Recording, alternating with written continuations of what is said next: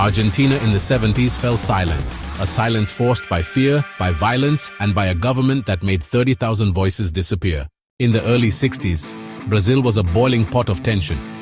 On one side, there was the dream of big changes, promising land and rights to the poor. On the other side, there was the fear of turning communist, a fear that brought together the rich, the middle class, and conservative groups. The country was broken, with each side seeing the other as a deadly threat. The economy was spinning out of control. Soaring inflation was eating away at people's paychecks, making everyday life a struggle. In response, general strikes shut down the country, closing factories and ports. The streets became places of fighting and uncertainty. In this shaky situation, everyone felt hopeless. The hope for a democratic solution was fading, and one question was heard everywhere: who will bring back order? It was into this empty space that voices of salvation appeared. Generals and conservative politicians, backed by business owners, started speaking publicly. They promised to end the mess and the red threat. The word order became a tempting chant for a tired nation, but the promised order came with a terrible price.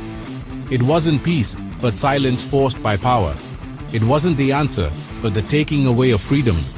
What they would deliver wouldn't be peace, but state terror. The collective fear, fed by the chaos, made people forget about democracy. The crisis was used as an excuse, and the military takeover was presented as the only answer, breaking democracy in the name of supposedly saving it. Remembering is important, so we don't repeat the past. This episode is brought to you by Brand X, which supports keeping Brazil's history alive. The early morning of March 24, 1976 was the start of a nightmare. While the country slept, the military carried out a careful plan. Isabel Perón's government, already weak, fell apart in hours. That morning, Argentina's democracy was taken over. A military group took power: General Jorge Rafael Videla, Admiral Emilio Macera, and Brigadier Orlando Agosti. Together, they presented themselves as the country's saviors, promising to bring back order. Their plan had a name: Process of National Reorganization. In official statements, the words spoke of good morals and fighting against troublemakers. It was a show of patriotism to excuse what couldn't be excused. But behind the fancy words, the real order showed itself in the darkness. The sound that defined the new era was that of Ford Falcons with no license plates, stopping in the middle of the night. Armed groups broke into homes, dragging people from their beds in front of terrified families. They weren't arrested, they were disappeared.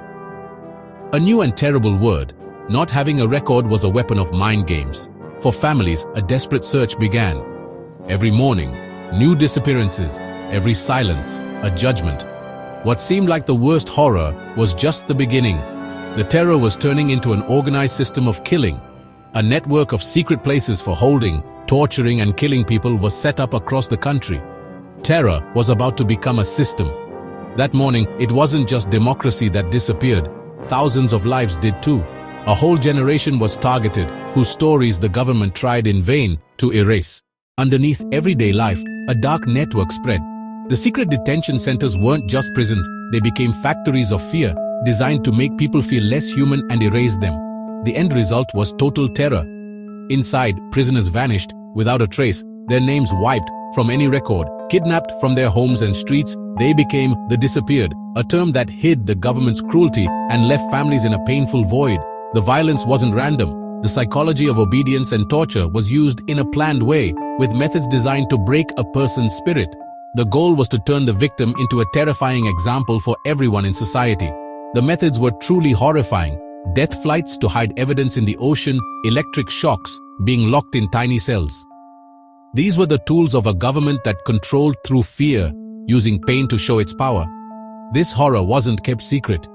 Terror spread across the country, with hundreds of secret centers everywhere, many hidden in plain sight. The map of the nation was redrawn with points of pain, making any place a dangerous spot. Outside the torture was the uncertainty. Families looked for answers that never came, going from one government office to another, where everything was denied. This endless search, filled with worry, became a symbol of quiet resistance.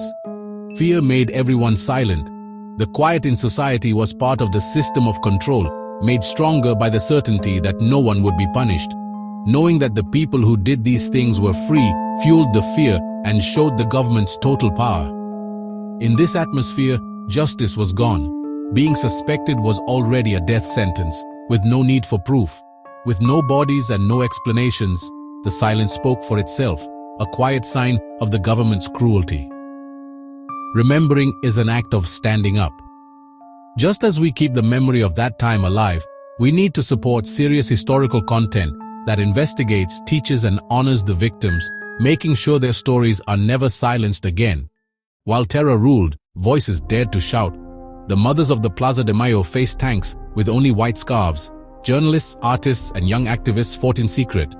A whole society was tested, fear or courage, small voices that wouldn't be quieted.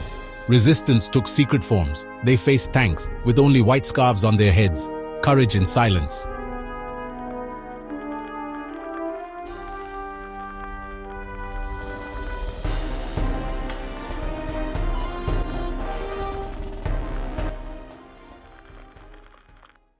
In 1982, the ruling group tried to distract the country with a war outside its borders, the Falkland Islands, a desperate try to save a government that was already falling apart from the inside.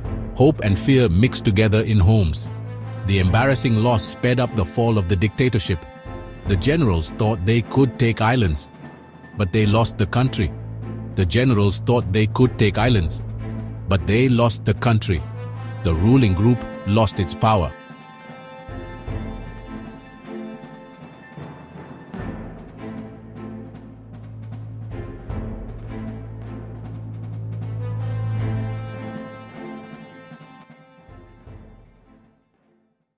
(1983) Alphonsine takes over.